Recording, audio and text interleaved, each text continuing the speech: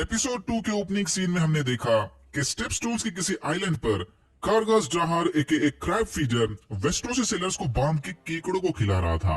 स्टेपस्टोन्स don के east में बसे छोटे आइलैंड्स को कहा जाता है। क्रैब फीडर की इस हरकत से कॉर्लिस जरा भी खुश नहीं था। स्मॉल काउंसिल किंग्स गार्ड्स रेम रेडवाइन की मौत का मातम मना रहे थे कि तभी वहां कॉर्लिस आ गया। कॉर्लिस ने काउंसिल को बताया कि क्रैब फीडर ने ढेर सारे वेस्टरोसी शिप को डुबा दिया, जिसमें से एक वलेरियन शिप थी, यानी कॉर्लिस की मर्चेंट शिप। कॉर्लिस चाहता है कि विसेरिस को इसके खिलाफ कोई तगड़ा एक्शन लेना चाहिए। अच्छा होगा अगर किंग रॉयल नेवी फ्लीट को भेजकर स्टेपस्टोन्स में बसे लुटेरों का सफाया कर दे।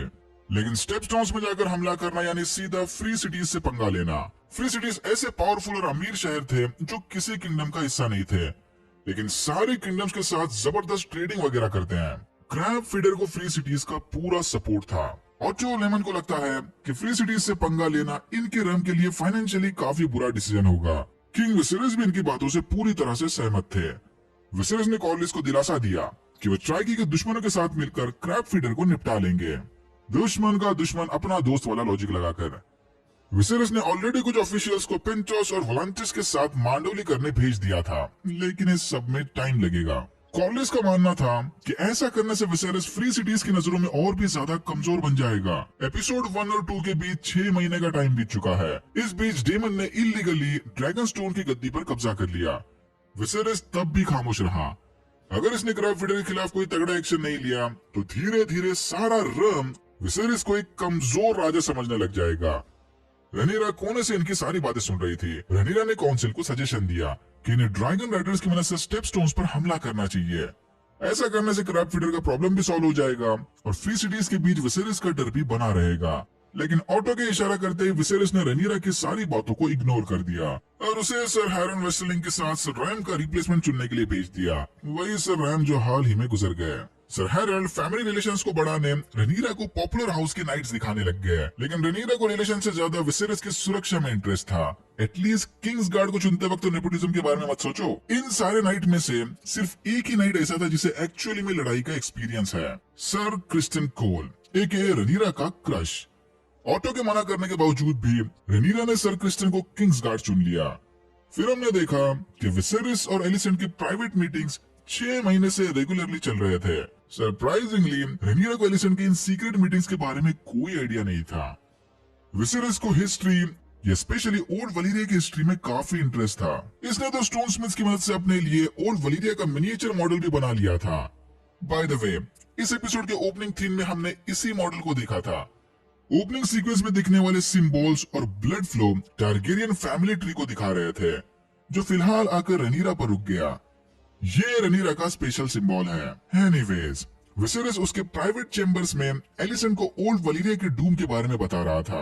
वलीरिया के महान आर्किटेक्ट्स ने डिसाइड किया था कि वो ड्रैगन के कंफर्ट के लिए एक्टिव वोल्केनोस के अंदर वलीरिया बनाएंगे।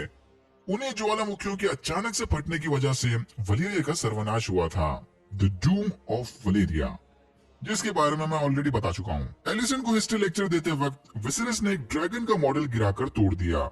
यह मामला थोड़ा ऑकवर्ड होते ही विसेरिस टॉपिक बदलकर रनीरा के बारे में बात करने लगा।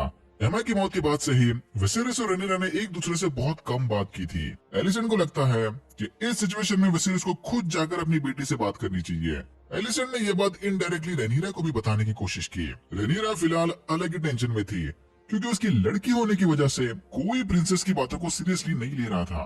फिर एलिसेंट के समझाने पर रनीरा ग्रैंड सेप्ट के अंदर प्रार्थना करने लगी। दूसरी तरफ कॉर्लिस और राइनीस ने विसेरिस के सामने शादी का ऑफर रखा। ये चाहते हैं कि विसेरिस उनकी 12 साल की बेटी लीना से शादी कर ले। टारगेरियन और वलीरियन फैमिली के आपस में मिलते ही राजा की ताकत और बढ़ जाएगी। वलीरियंस भी ओरिजिनली ओल्ड वलीरिया के ही डिसेंडेंट है। वैसे भी आज नहीं तो कल नए मेल एयर को पैदा करने के लिए विसेरिस को शादी तो करनी ही थी। एमा की मौत के 6 महीने बाद ही शादी करना विसेरिस को सही नहीं लगा, तो उसने एडवाइस लेने स्मॉल काउंसिल की छोटी मीटिंग बुलवा ली। आयरन थ्रोन से मिला एक और जख्म विसेरिस को परेशान किए जा रहा था। इन्फेक्शन को रोकने ग्रैंड मास्टर ने डेड स्किन को खाने जख्म पर कीड़े छोड़ दिए। ग्रैंड मास्टर को भी लगता है कि राजा को कॉर्लिस का रिश्ता कबूल करना चाहिए। ये टाइम इमोशनल होने का नहीं, प्रैक्टिकल होने का है। लेकिन ऑटो को लगता है कि कॉर्लिस की बच्ची से शादी करने से पहले विसेरिस को थोड़ा और सोचना चाहिए। कॉर्लिस के इरादे कुछ ठीक नहीं लग रहे। अगले दिन कॉर्लिस ने डायलॉग्स रटाकर लेना को विसेरिस से मिलने के लिए भेज दिया। विसेरिस और नन्ही लीना रेड कीप के गार्डन में टहल रहे थे। लेना को शादी से ज्यादा ड्रैगन्स में इंटरेस्ट था। विसेरिस आखिरी टारगेरियन है जिसने वलेरियन द ब्लैक डेथ की सवारी की थी। जो लोग नहीं जानते, वलेरियन ओल्ड वलेरिया में पैदा हुआ एक लौता ऐसा ड्रैगन था जो डूम ऑफ वलेरिया के बाद भी जिंदा बच गया, क्योंकि टारगेरियंस उसे अपने साथ ड्रैगन स्टोन लेकर आए थे। वलेरियन के साथ साथ लीना को वागर ड्रैगन में भी काफी इंटरेस्ट था। वागर ओरिजिनली एगोन द फर्स्ट की सिस्टर कम बीवी वसेनिया टारगेरियन की ड्रैगन थी। एग्जैक्टली कोई नहीं जानता कि वागर फिलहाल कहां पर अपना घोंसला बनाकर रह रही है। फिर इन दोनों के बीच शादी और बच्चों को लेकर काफी ऑकवर्ड कन्वर्सेशन चालू हो गया, जिसके बारे में हम कतई बात नहीं करेंगे। बेसिकली विसेरिस भी समझ गया कि बच्ची से शादी करना गलत चीज है। रेनिरा और राइनीस बालकनी में बैठे इन दोनों को देख रहे थे। दोनों भी सिचुएशन के एकदम खिलाफ थे, लेकिन अब क्या ही कर सकते हैं। विसेरिस को किसी न किसी की बेटी से शादी तो करनी ही थी। इसी बहाने the queen who never was आने वाले नए किंग की ग्रैंड मदर तो बनी सकती है। राइनीस ने रेनिरा को साफ साफ बता दिया कि वो झूठे सपने देखना छोड़ दे। वेस्टोस के लॉर्ड्स कभी भी किसी रानी से ऑर्डर नहीं लेने वाले। राजा को बेटा पैदा होते ही सारे रेनिरा को बुलाकर उसे गद्दी पर बिठा देंगे। रेनिरा को भी धीरे धीरे ये पेनफुल सच समझ आ ही गया था। उस रात एलिसन ने विसेरिस को स्पेशल गिफ्ट दिया। एलिसन स्टोन स्मिथ की मदद से उस टूटे हुए ड्रैगन को रिपेयर करके लाई थी। ये देखकर विसेरिस काफी खुश था कि तभी वहां ऑटो आ गया। ऑटो ने स्मॉल काउंसिल की अर्जेंट मीटिंग बुलवाई थी, क्योंकि डेमन ने ड्रैगन पिट से एक ड्रैगन एग चुरा लिया था। जाते जाते डेमन विसेरिस के लिए शादी का कार्ड भी छोड़ गया। ओल्ड वलेरियन ट्रेडिशन को फॉलो करते हुए जेमन उसकी प्रेग्नेंट गर्लफ्रेंड मिसारिया को दूसरी बीवी बनाने वाला था। जेमन ने वो ड्रैगन एग अपने होने वाले बच्चे के लिए चुराया था। टारगेरियंस के बच्चे ड्रैगन एग को पालने में लेकर बड़े होते हैं। ये वही अंडा है जो रेनिरा ने खास अपने मरे हुए भाई बेलन के लिए सिलेक्ट किया था।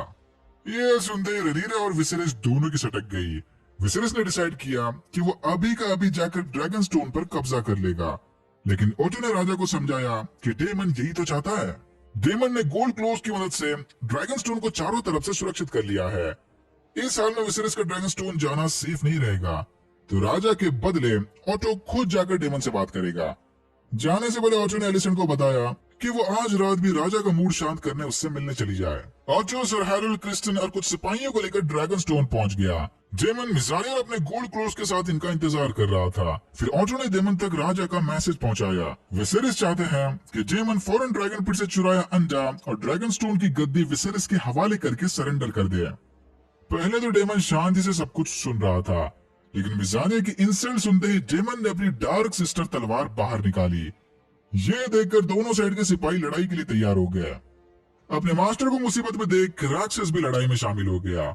ओटो ने फौरन सबको तलवारें अंदर रखने का ऑर्डर दिया, लेकिन तभी वहां ड्रैगन पर सवार रेनिरा आ गई। एक साइड के राक्षस तो दूसरी साइड से राक्स। रेनिरा ओटो को पूरी तरह से इग्नोर करके सीधा डेमन से मिलने चली गई। फिर इसने अपने अंकल को बताया कि अगर डेमन वाकई में आयरन थ्रोन चाहता है तो अभी का अभी रेनिरा को मार दे।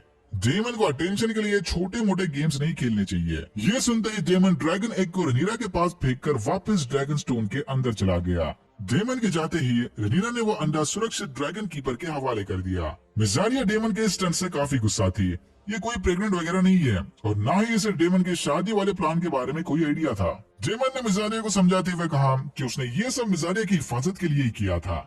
डेमन के साथ रिलेशन में आते ही वो भी अब इम्पोर्टेंट मेंबर बन गई। वो सब तो ठीक है, लेकिन चाहे कुछ भी हो जाए, मिसारिया बच्चे पैदा करने का रिस्क उठाकर खुद की जान खतरे में नहीं डालने वाली। उधर विसेरिस लॉर्ड लाइनल से शादी के लिए फाइनल एडवाइस मांगने चला गया। लाइनल विसेरिस की कंडीशन को समझ सकते हैं, लेकिन इन्हें भी लगता है कि विसेरिस को कॉर्लिस की बेटी से शादी कर लेनी चाहिए। ऐसा करने से फ्यूचर एयर का प्रॉब्लम भी सॉल्व हो जाएगा और राजा को कॉर्लिस की पावरफुल फ्लीट भी मिल जाएगी, ढेर सारे समुद्री जहाज। अगर फ्री सिटीज के साथ लड़ाई छिड़ गई तो कॉर्लिस की फ्लीट उस वक्त राजा के बहुत काम आएगी। तभी विसेरिस को खबर मिली कि प्रिंसेस रेनिरा ड्रैगन स्टोन से वापस आ गई। भाई इसे तो ये भी पता नहीं था कि रेनिरा ड्रैगन स्टोन गई थी। विसेरिस रेनिरा को अपने रूम में बुलाकर गुस्से से झाड़ने लग गया, लेकिन वो इस बात से भी खुश था कि बिना कोई लड़ाई झगड़ा किए रेनिरा ने ड्रैगन स्टोन के मैटर को निपटा लिया। मामला शांत होते ही विसेरिस ने रेनिरा को बताया कि करंट सिचुएशन के चलते वो जल्द ही शादी करने वाला है, बट डोंट वरी, नई बीवी से बच्चा पैदा होते ही वो रेनिरा को रिप्लेस नहीं करने वाला। ये शादी तो बस एक बैकअप प्लान है। जस्ट इन केस अगर रनीरा को कुछ हो गया तो इनका वंश आगे बढ़ाने कोई तो चाहिए। विसेरिस बस सेफ साइड के लिए बच्चा पैदा करने वाला है, so don't worry. Iron throne के लिए रनीरा हमेशा इसकी पहली चॉइस होगी। अगले दिन विसेरिस ने स्मॉल काउंसिल की मीटिंग में घोषित कर दिया कि वो शादी करने वाला है, कॉर्लिस की नहीं बल्कि ऑटो की बेटी एलिसेंट हाईटावर से। यह सुनकर स्मॉल काउंसिल के सारे मेंबर्स दंग रह गए। विसेरिस के इस डिसीजन से नाखुश होकर कॉर्लिस गुस्से में मीटिंग से बाहर चला गया। रनीरा भी ये सब देखकर दंग रह गई। जल्दी इसके पापा रनीरा की बेस्ट फ्रेंड को बीवी बनाकर घर में लाने वाले थे। पता नहीं इनके बीच कब से चक्कर चल रहा था। यानी जिस फ्रेंड को रनीरा अपने साइड समझ रही थी वो खुद उसके कॉम्पिटिटर को जन्म देने वाली है।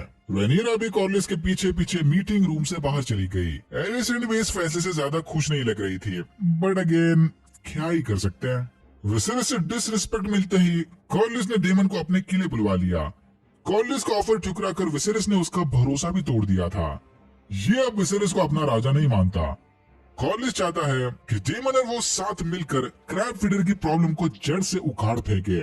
ऐसा करने से रम को इन दोनों की असली ताकत समझ आएगी और हो सकता है कि जल्द ही कमजोर राजा विसेरिस को आयरन थ्रोन भी छोड़ना पड़े। इसी दौरान क्रैब फीडर वेस्टोसी सेलर्स को समुद्र के किनारे बांधकर केकड़ों का चारा बना रहा था। ये कैरेक्टर काफी इंटरेस्टिंग होने वाला है। और यहाँ होता है एपिसोड 2 खत्म। अगर आपको वीडियो अच्छा लगा तो please like share and subscribe for more videos like this.